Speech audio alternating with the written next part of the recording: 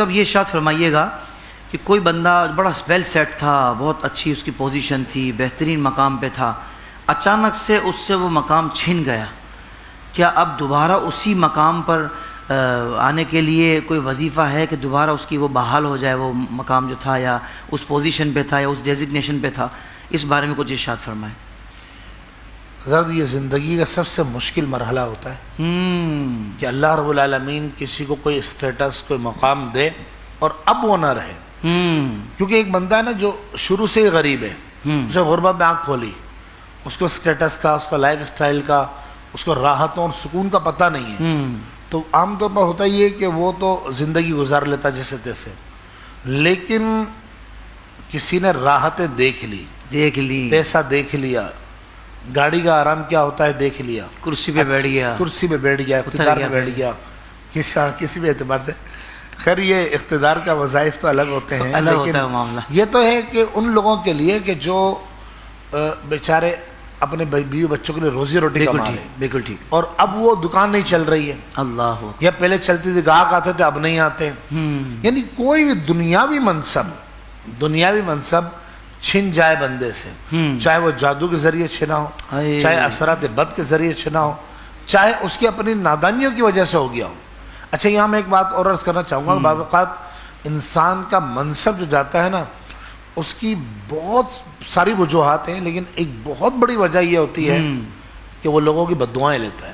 اللہ یاد رکھیں، جس نے بد دعا لی اور لوگوں کا دل دکھایا، لوگوں کے ساتھ، کیونکہ جب منصب ہوتا ہے نا، پیسہ ہوتا ہے، مال ہوتا ہے، تو اللہ ماشاءاللہ، میں سب کو نہیں کہتا لیکن اللہ ماشاءاللہ، کوئی ہوتا ہے کہ جس کو خوف خدا ہوگا اور وہ اللہ اور رسول سے ڈرنے والا ہوگا اور وہ لوگوں کے ساتھ غلط نہیں کرے گا، زیادتی نہیں کرے گا۔ بہت اچھے، واہ واہ۔ خیر اب کوئی گر گیا مقام سے اور اب وہ اس کے پاس مقام، منصب، دولت نہ رہی، تو اس کے لیے اس سے پہلے کہ میں وظیفہ بتاؤں، میں ایک واقعہ سنانا چاہوں گا۔ ہمارے ایک دوست ہیں، لاہور میں ہوتے ہیں، وہ میرے پاس آئے اتفاق کراچی، تو میں حیران رہ گیا قبلہ ان کو دیکھ کر۔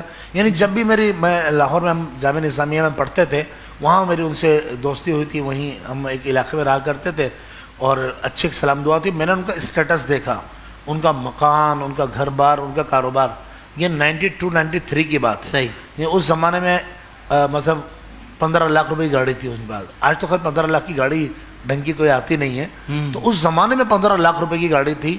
یہ وہ زمانے کی بات کر رہا ہوں کہ جب کراچی سے لاہور کا کرایہ غالباً 300-350 روپے تھا۔ اس وقت 15 لاکھ روپے ایک بہت بڑا اماؤنٹ ہوا کرتا تھا۔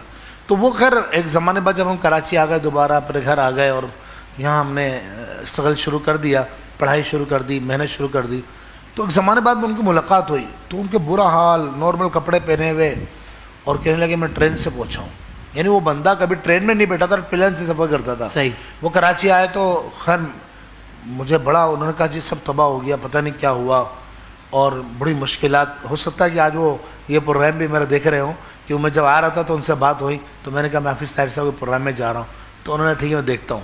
تو خیر ان کا میں نے یہ وظیفہ بتایا، الحمدللہ رب العالمین، انہیں اس وظیفے کو پڑھنا شروع کیا۔ میں نے تو کہا تھا دن میں ایک بار پڑھنا ہے، انہوں نے ہر نماز کے بعد پڑھنا شروع کیا۔ آج اللہ نے ان کو، وہ مجھے خود کہتے ہیں کہ قبلہ یہ آیت کی برکت ہے کہ اب میں چلتے پھرتے ہی پڑھتا ہوں، تو اس کو ان سے زیادہ دگنا مال عطا فرمایا ہے۔ اللہ اکبر، یہ اللہ کے کلام کا معجزہ۔ اب آ جاتے ہیں وظیفے کی طرف۔ سبحان اللہ۔ وظیفہ بہت چھوٹا سا ہے، قرآن پاک 16واں پارہ سورہ مریم، صحیح، سورہ مریم کی آیت نمبر 57 یہ آیت ہے، وَرَفَعْنَاهُ مَكَانًا عَلِيًّا۔ دوبارہ سن لیں، آپ کو نہیں سنا رہا وہ ہم کو۔ جی جی۔ وَرَفَعْ، آپ تو خود حافظ قرآن ہے۔ اللہ اکبر۔ وَرَفَعْنَاهُ مَكَانًا عَلِيًّا، 3 لفظ ہے، وَرَفَعْنَاهُ مَكَانًا عَلِيًّا۔ یہ 3 الفاظ ہیں قرآن پاک کی مکمل آیت ہے، سورہ مریم کی آیت نمبر 57۔ صحیح۔ اس آیت کو کسی بھی ایک ٹائم، ہر نماز کے بعد پڑھے تو بہت اچھا ہے، کسی بھی ایک ٹائم 101 مرتبہ پڑھے۔ صالحین اور صوفیہ فرماتے ہیں کہ اللہ کی قدرت سے جو مقام کھو چکا ہے، یہ جو مقام گر چکا ہے، اللہ اس سے بلند مقامات اس کا عطا فرمائے۔ اللہ اکبر۔